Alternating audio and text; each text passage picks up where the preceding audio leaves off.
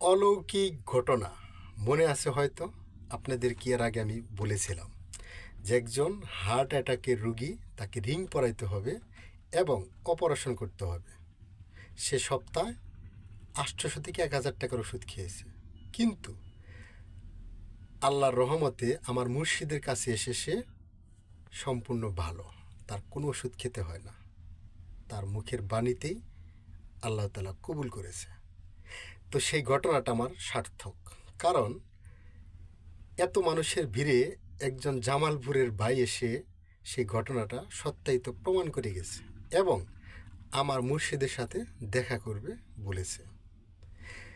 আমি আপনাদেরকে এর আগেও একটি অলৌকিক ঘটনা বলতে চেয়েছিলাম, কিন্তু আমার ফেসবুকের সমস্যার কারণে আমি ঘটনাটা বলতে পারি নাই।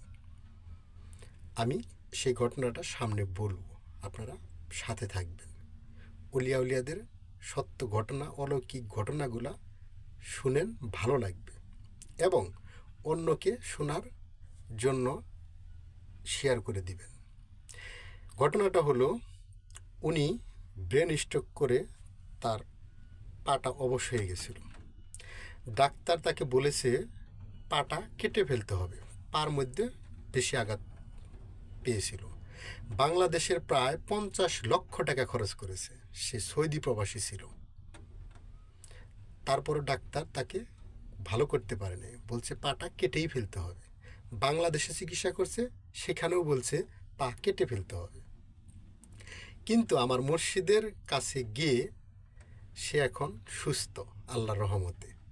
তার পা আর কাটতে হয়নি, সে এখন আবারও সৌদি বিদেশ করতেছে।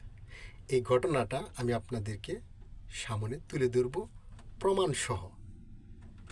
তাই অলিয়া উলিয়াদেরকে যারা অবিশ্বাস করেন, তারা একটু এই ঘটনাগুলা ভেবে দেখুন।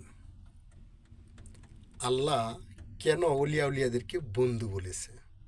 তাদের বন্ধুর উসিলায় তারা দোয়া কবুল করে নেয়, তাদের মুখের বাণী আল্লাহ তাআলা কবুল করে। তা না হলে তার মুখের কথা এরকম অলৌকিক ঘটনা ঘটতো না। একটু ভেবে দেখুন।